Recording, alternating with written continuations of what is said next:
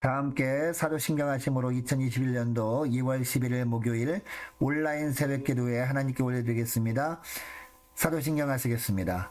전능하사 천지를 만드신 하나님 아버지를 내가 믿사오며 그 외아들 우리 주 예수 그리스도를 믿사오니 이는 성령으로 잉태하사 동정녀 마리아에게 나시고 본디오 빌라도에게 고난을 받으사 십자가에 못 박혀 죽으시고 장사한 지 사흘 만에 죽은 자 가운데서 다시 살아나시며 하늘에 오르사 전능하신 하나님 우편에 앉아 계시다가 저리로서 산자와 죽은 자를 심판하러 오시리라. 성령을 믿사오며 거룩한 공회와 성도가 서로 교통하는 것과 죄를 사하여 주시는 것과 몸이 다시 사는 것과 영원히 사는 것을 믿사옵나이다. 아멘. 찬송가 313장 찬송하겠습니다. 찬송가 313장입니다.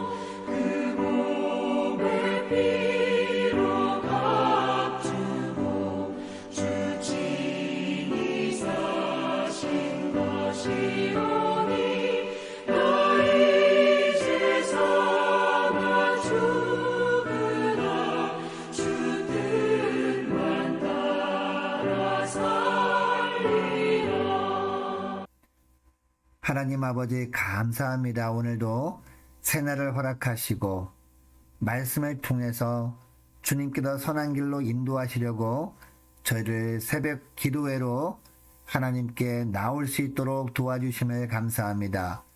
오늘도 말씀을 통해서 주님께서 오늘 하루 어떤 삶을 살길 원하시는지 주님 저희를 깨닫게 하시고 주님 깨달음 받으러 순종하며 살아갈 때 주님의 마음을 시원케 하는 복된 하루가 되게 하여 주옵소서.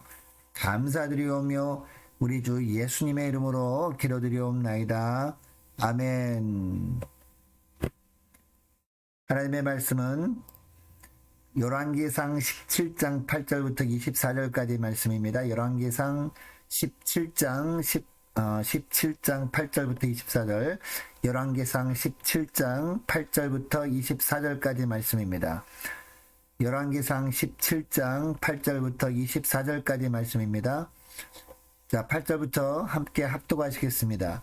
여호와의 말씀이 엘리야에게 임하여 이르시되 너는 일어나 시돈에 속한 사르밧으로 가서 거기 머물라.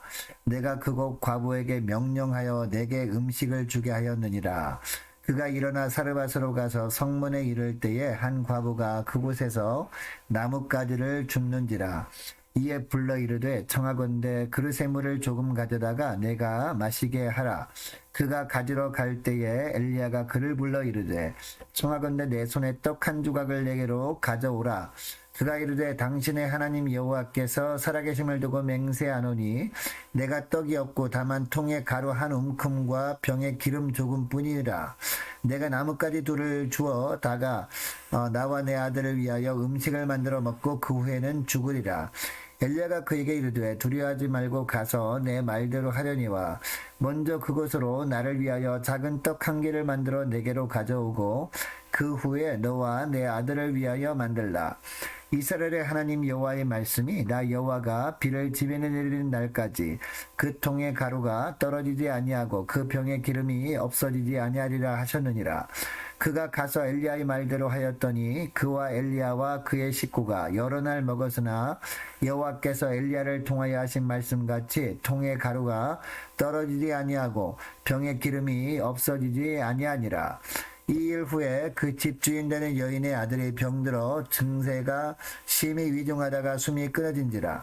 여인이 엘리야에게 이르되 하나님의 사람이여 당신이 나와 더불어 무슨 상관이 있기로 내 죄를 생각나게 하고 또 내 아들을 죽게 하려고 내게 오셨나이까. 엘리야가 그에게 그의 아들을 달라 하여 그를 여인의 품에서 받아 안고 자기가 거처하는 다락에 올라가서 자기 침상에 누이고 여호와께 부르짖어 이르되 내 하나님 여호와여 주께서 또 내가 우가하는 집 과부에게 재앙을 내리사 그 아들이 죽게 하셨나이까 하고 그 아이 위에 몸을 3번 펴서 엎드리고 여호와께 부르짖어 이르되 내 하나님 여호와여 원하건대 이 아이의 혼으로 그의 몸에 돌아오게 하옵소서 하니 여호와께서 엘리야의 소리를 들으심으로 그 아이의 혼이 몸으로 돌아오고 살아난지라. 엘리야가 그 아이를 안고 다락에서 방으로 내려가서 그의 어머니에게 주며 이르되 보라 내 아들이 살았느니라. 여인이 엘리야에게 이르되 내가 이제야 당신은 하나님의 사람이시요 당신의 입에 있는 여호와의 말씀이 진실한 줄 아노라 하니라. 아멘. 여러분, 하나님은 주의 말씀에 순종하는 자를 결코 외면하지 않으시는 하나님이십니다.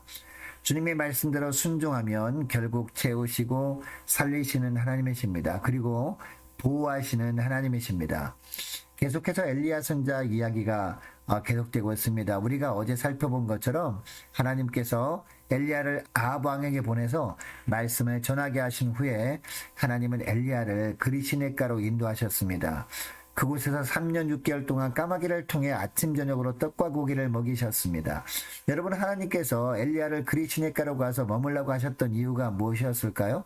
안전한 장소였기 때문이었습니다. 그러나 그리시네가는 먹을 것은 없는 곳이었습니다. 그런데 하나님의 인도하심에 순종해서 갔더니 안전하게 숨을 수 있었을 뿐만 아니라 하나님께서 까마귀를 통해서 먹을 것을 채워주셨습니다. 그런데 8절 말씀에 보면 하나님이 다시 그리시네가에 머물고 있던 엘리야에게 말씀하십니다. 이번에는 어디로 가라 라고 하십니까? 시돈에 속한 사르밧으로 가서 그곳에 머물라 라고 하십니다. 여러분, 시돈에 속한 사르밧으로 하나님께서 인도하신 이유도 무엇이었을까요? 시돈 땅은 이방 땅이었습니다. 아합 왕의 왕비 이세벨의 고향이었습니다. 그러니까 시돈 땅으로 가라고 하신 것은 아합의 손길이 미치지 않는 곳이었기 때문이었습니다. 여러분, 그리고 시돈 땅 사르밧으로 가라고 하셨던 또 하나의 이유가 있었습니다. 9절 하반절 말씀해 보면 거기에 가면 하나님께서 엘리야에게 음식을 주도록 명령한 과부가 있을 것이니 일어나 가라고 하고 있습니다. 그리시네가에서 까마귀를 통해서 떡과 고기를 먹게 하셨는데 이것이 떨어진 겁니다. 그래서 그동안은 까마귀를 통해 떡과 고기를 먹게 하셨지만 이제는 사람을 통해 먹을 것을 제공해 주시기 위해서 사르밧으로 가라고 하셨던 것입니다. 여러분, 이처럼 하나님의 백성들이 하나님의 말씀에 온전히 순종하며 나아가면 하나님은 지키시고 보호해 주실 뿐만 아니라 채우시고 살리시는 하나님이십니다. 이것을 기억하시고 주님이 어떤 말씀을 하셔도 온전히 순종하는 길로 나아가는 여러분 되시기를 축복합니다. 계속해서 10절부터 보면 하나님께서는 엘리야에게 사르밧 과부를 통해 헌신의 진정한 모습을 보여주십니다. 자, 10절부터 보시기 바랍니다. 엘리야가 순종하여서 사르밧으로 가서 성문에 이릅니다. 그런데 그곳에 가보니까 한 과부가 그곳에서 나뭇가지를 줍고 있는 것을 봅니다. 이 과부는 너무나 가난했습니다. 거리에 흩어져 있는 모든 나뭇가지를 주어서 땔감을 삼을 수밖에 없을 정도로 너무 경제적으로 힘든 가운데 살고 있는 과부였습니다. 엘리야는 이 처음 만난 여인에게 물을 조금 가져오라고 합니다. 그러자 여인은 아무 말 없이 물을 가지러 갑니다. 그런데 엘리야는 다시금 불러서 떡 한 조각도 가져오라고 합니다. 여러분, 그러자 여인이 뭐라고 합니까? 나는 떡이 없고 다만 통에 가루 한 움큼과 병에 기름 조금뿐이라 내가 나뭇가지 둘을 주워다가 나와 내 아들을 위하여 음식을 만들어 먹고 그 후에는 죽으리라 하는 것입니다. 그러자 엘리야가 또 뭐라고 합니까? 두려워하지 말고 가서 내 말대로 하려니와 먼저 그것으로 나를 위하여 작은 떡 한 개를 만들어 내게로 가져오고 그 후에 너와 내 아들을 위하여 만들라 하시는 것입니다. 그러면서 약속을 하죠. 이스라엘 하나님 여호와의 말씀이 나 여호와가 비를 지면에 내리는 날까지 그 통의 가루가 떨어지지 아니하고 그 병의 기름이 없어지지 아니하리라 라고 말씀합니다. 과부는 엘리야의 말대로 순종합니다. 순종했더니 여러분, 어떤 결과가 있었습니까? 과부 자신은 물론 엘리야와 식구가 여러 날 먹었지만 통의 가루가 다하지 않았습니다. 그리고 병의 기름이 없어지지 않았습니다. 사르밧 과부의 헌신은 어떻게 보면 생명을 드리는 헌신이었습니다. 여러분, 평범한 상황이라면 물 한 그릇 주는 것이 뭐 그렇게 대단한 것이겠습니까? 그러나 가뭄이 들어서 그리 시냇가도 물이 말랐던 시기였거든요. 이런 열악한 환경에서는 물 한 그릇 주는 것도 헌신하고자 하는 마음과 수고가 있어야 할 수 있는 일이거든요. 뿐만 아니라 마지막 음식을 대접한다는 것은 생명을 드리는 것과 같은 헌신이라고 할 수 있거든요. 여러분, 하나님은 때로 우리에게도 과부에게 원하시는 것처럼 힘을 다한 헌신을 요구하실 때가 있습니다. 그때 시간과 마음과 물질과 어떤 것이라도 하나님께 최선을 다한 헌신을 함으로 말미암아 끊임없이 흘러넘치는 은혜를 받아 누리는 저와 여러분 되시기를 주의 이름으로 축복합니다. 이어지는 17절 말씀부터 보면 어떤 고난도 반드시 하나님의 섭리가 있음을 보여주고 있습니다. 하나님의 선지자 엘리야를 위해 헌신함으로써 양식을 해결한 과부에게는 아들이 한 명 있었습니다. 그런데 중병에 들었습니다. 증세가 심히 위독한 가운데 있다가 그만 숨이 끊어지고 맙니다. 하나밖에 없는 아들이었습니다. 생명과도 같은 아들이었습니다. 이 과부는 너무 속이 상해서 엘리야에게 항변합니다. 하나님의 사람이여, 당신이 나와 더불어 무슨 상관이 있기로 내 죄를 생각나게 하고 또 내 아들을 죽게 하려고 내게 오셨나이까 하는 겁니다. 엘리야는 여인의 죽은 아들을 안고 자기가 거처하는 다락에 올라가 자기가 누웠던 침상에 누이고 기도합니다. 그런데 그 기도를 하나님께서 들으시고 아이를 살려주십니다. 이때 여인이 말합니다. 내가 이제야 당신은 하나님의 사람이요 당신의 입에 있는 여호와의 말씀이 진실한 줄 아노라 라고 합니다. 먹을 것이 없어서 이제 죽어야겠다고 생각했던 여인이었거든요. 그런데 헌신함으로 말미암아 하나님의 권능으로 밀가루가 통해서 끊어지지 않는 것을 체험했던 그런 여인이었습니다. 기름이 병에서 멈추지 않는 놀라운 기적을 체험한 여인에게 아들이 죽으면요, 청천벽력 같은 일이었을 겁니다. 시험에 들 정도로 감당하기 어려운 일이었을 겁니다. 육체적으로 생각을 해봐도 그만큼 헌신했으면 아들이 병들지 않도록 하나님께서 지켜주셔야 할 것 같았습니다. 아니면 병에 걸려도 병을 고쳐주시는 것이 상식적일 것 같았습니다. 그런데 그만 죽고 말았으니까 원망하는 것이 당연한 것 같습니다. 그러나 여기도 하나님의 뜻이 있었습니다. 생명은 하나님께서 주관하시는 영역이기 때문에 기도해야 한다는 것입니다. 하나님께서 섭리가 있으면 살려주시고 그렇지 않으면 하나님의 나라로 인도하시기 때문입니다. 이것을 깨닫고 어떤 환경에서도 감사할 수 있게 되기 때문입니다. 어떤 고난 가운데 있어도 반드시 하나님의 섭리가 있음을 기억하고 하나님께 나가 더 간절히 기도하는 기회로 삼으시는 여러분 되시기를 주 이름으로 축복합니다. 자, 우리 함께 말씀을 기억하면서 기도하기를 원하는 것은요, 이렇게 기도했으면 좋겠습니다. 하나님이 주시는 훈련이라면 감사함으로 잘 받게 하여 주옵소서. 최선을 다한 헌신을 하게 하여 주옵소서. 고난당할 때마다 하나님의 섭리가 있음을 기억하고 더 기도하는 기회로 삼게 하여 주옵소서. 간절히 기도했으면 좋겠습니다. 이어서 기도할 것은요, 김경자 권사님, 박미경 권사님 빠른 회복을 허락하여 주옵소서. 간절히 기도했으면 좋겠습니다.